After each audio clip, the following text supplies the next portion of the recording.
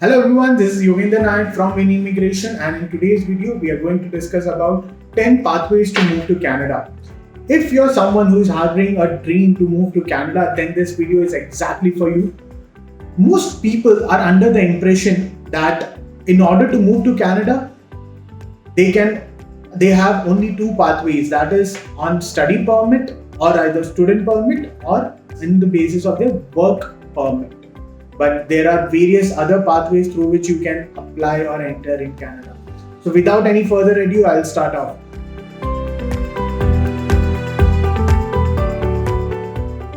The first pathway which comes in my head is express entry. Yes, this is the most common and most advertised pathway through which you can get your PR. It is Canadian federal government's pathway, and your file gets shortlisted or your file gets PR on the basis of your points, that is CRS, Comprehensive Ranking System. Second pathway is provincial PR. If you're not getting enough points in express entry, then provincial PR is another pathway to which you can apply or which you can move ahead with. The difference between a provincial PR and an express entry PR is that in express entry, you can work and stay anywhere across Canada. But in provincial PR, you have to stay and work in that province itself. Talking about the third and the most common used pathway is study permit along with the work permit. If someone is coming to Canada for their education basis along with their study permit, they get a work permit as well. Work permit can either be a part-time work permit or a full-time work permit on the basis of which time of the year intake falls in. The fourth pathway is healthcare PR. Healthcare PR is basically created out of necessity after pandemic devastation which happened across the globe, and not just nurses and doctors are eligible for this particular PR, but also any individual who falls under the category of health industry can apply for this particular pathway, which is the most quickest way in order to get your PR. The fifth pathway which I'm going to talk about is startup pathway. Startup pathway is for any individual who has a very unique idea and would like to start his own organization or entrepreneurship journey in Canada, then this is the most apt pathway for you. The good thing about this particular pathway is that the banks in Canada is also very supportive for this particular reform. They would like to they will support you out in your entrepreneurship journey as well. Sixth pathway is food and agri pathway. Irrespective of any civilization you come from or any country which you come from, food and agriculture is the basic necessity of anywhere in the world.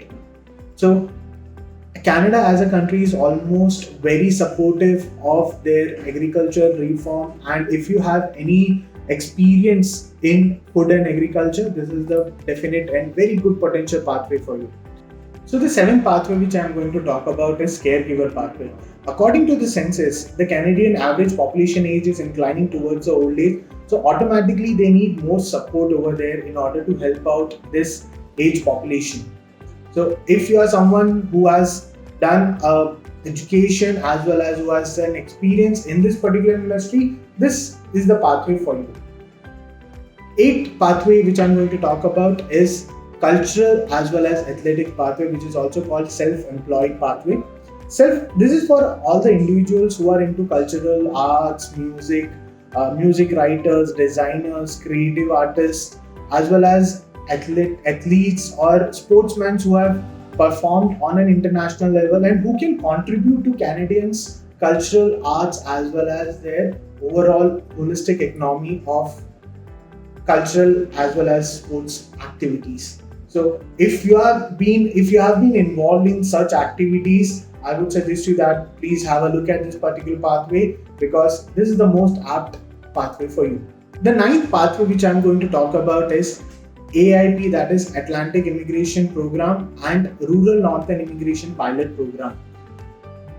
Canadian government has given certain authorities to the communities present in certain provinces that they can call employees from outside Canada to work in these small communities without any LMIA letter from the Canadian government's end.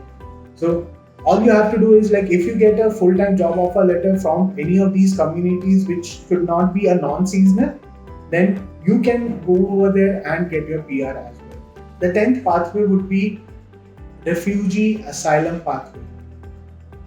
So if you as an individual not feeling safe in the country, or the situations in your country is getting worse enough, for example, if you see the current scenario happening in Ukraine, or if you're talking about the scenarios happening in the past in Hong Kong, so Canada has opened a separate doors for the people living in those countries as a asylum refugees pathway. So that's all from Winny Immigration. If you have any further queries and doubts regarding Canada process, or which pathway is most apt for you, which pathway you should be taking, feel free to get in touch with us on our toll-free number, that is 1800 419 3242. Thank you so much for your time.